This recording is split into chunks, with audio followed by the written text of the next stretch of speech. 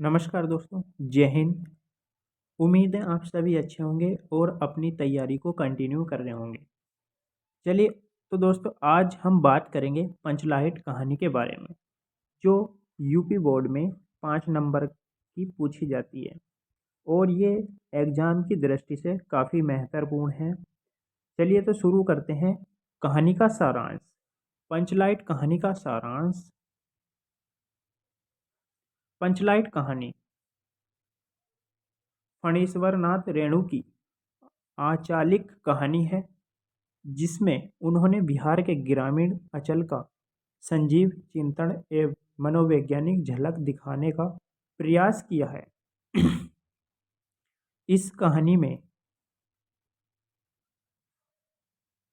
इस कहानी में ग्रामीण समाज जाति के आधार पर विभिन्न टोलियों में विभक्त हैं और सभी परस्पर ईसाइया देश के भावों से लिप्त है। रेणु जी ने प्रत्यक्ष अप्रत्यक्ष रूप से इस कहानी के माध्यम से ग्राम सुधार की प्रेरणा अथवा संदेश दिया है।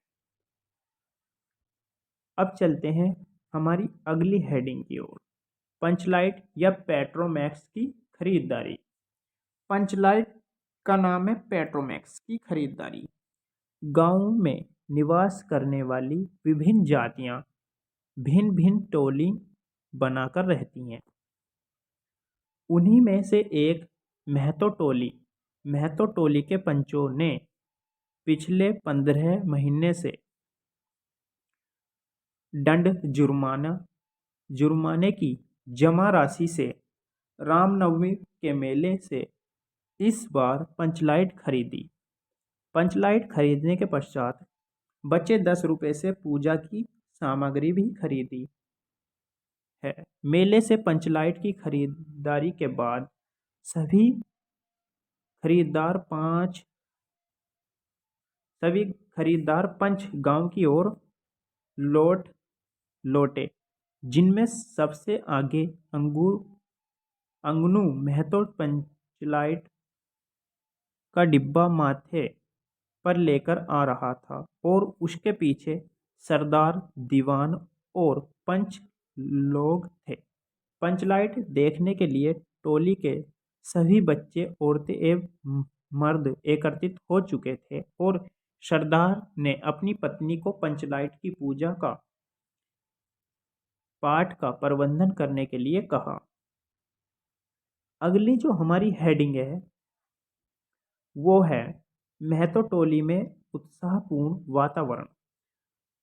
गांव में पंचलाइट आते ही बच्चे, औरतें और अन्य सभी लोग उत्साहित होते हैं।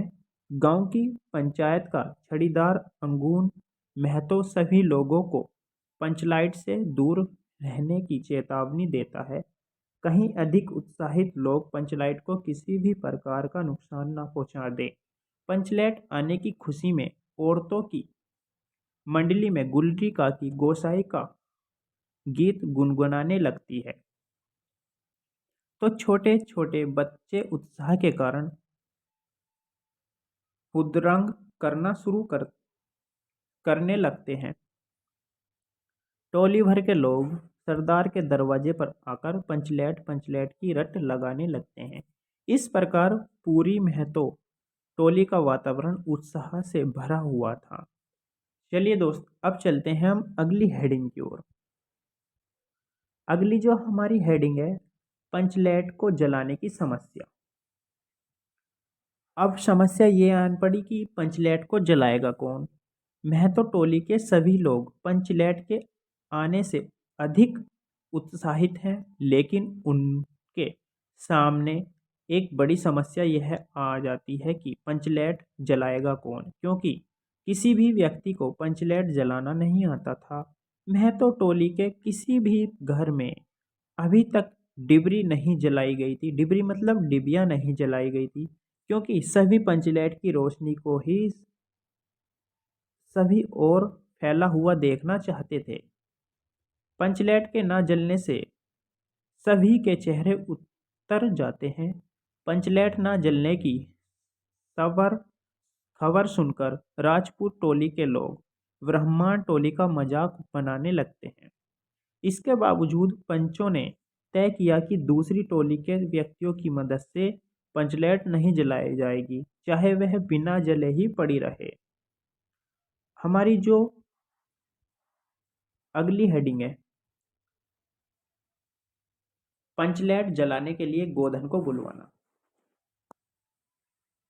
लरी काकी की बेटी मुंडी गोधन से प्रेम करती थी और उसे पता था कि गोधन को पंचलेट जलाना आता है, लेकिन पंचायत ने गोधन का हक्का पानी बंद कर रखा था, क्योंकि गोधन रोज मुंडी को देखकर सलम सलम वाला सलीमा का गीत गाता था। परंतु आज गोधन की आवश्यकता महतो टोली के लोगों को पड़ गई थी। इसी आवश्यकताओं को जानते हुए मुंडी ने अपनी सहेली कर्नेली द्वारा सरदार तक यह सूचना पहुंचा दी कि गोधन पंचलेट जलाना जानता है। सभी पंच सोच विचार कर अंत में यह निर्णय लेते हैं कि गोधन को बुलाकर उसी से पंचलेट जलवाए जाए, क्योंकि यह टोली की इज्जत व प्रतिष्ठा का सवाल है। अतः सरदार द्वारा गोधन को बुलवाने का आदेश दिया जाता है। अब हम चलते हैं अगली हेडिंग की ओर, गोधन द्वारा पंचलेट जलाना। सरदार द्वारा गोधन को बुलाने के लिए छड़ीदार को भेजा जाता है, परंतु वह नहीं आता है। तत्पश्चात गुलरी काकी गोधन को मनाने जाती है, तो वह मान जाता है और पंचलेट जलाने के लिए तैयार हो जाता है। सर्वप्रथम वह पंचलेट में तेल भरता है और पंचलेट जलाने के लिए स्पिरिट मांगता है, परंतु पंच स्पिरिट खरीदना ही भूल जाते हैं। अब स्पिरिट न होने पर एक बार फिर टोली के लोगों के चेहरे मुरझा जाते हैं। गोधन होशियार लड़का है, वह स्पिरिट न होने पर गरी अर्थात नारियल के तेल से ही पंचलेट जलाने का प्रयास करता है और धीरे धीरे पंचलेट जलने लगती है। पंचलेट की रोशनी से सारी टोली जगमगा उठती है, जिसे देख सभी के चेहरे खिल उठते हैं। कीर्तन मंडली के लोग एक स्वर में महावीर स्वामी की जय ध्वनि करते हुए कीर्तन शुरू कर देते हैं।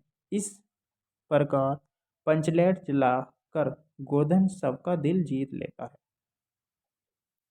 अब चलते हैं हमारी अगली हेडिंग और इस वीडियो की लास्ट हेडिंग, पंचों द्वारा गोधन को माफ करना। गोधन ने जिस होशियारी से पंचलेट को जला दिया था, उससे सभी प्रभावित होते हैं। गोधन के प्रति सभी लोगों के लिए दिल का मैल दूर हो जाता है। मुंडी बड़ी हसरत भरी निगाहों से गोधन को देखती है। सरदार गोधन को बड़े प्यार से अपने पास बुलाकर कहता है कि तुमने जाति की इज्जत रखी है, तुम्हारा साथ खून माफ खून आओ सलीमा का गाना अंत में गुल्ली काकी गोधन को रात के खाने पर निमंत्रित करती है। गोधन ने एक बार फिर से मुंडी की ओर देखा और नजर मिलते ही लज्जा से मुंडी की पतली झुक गई।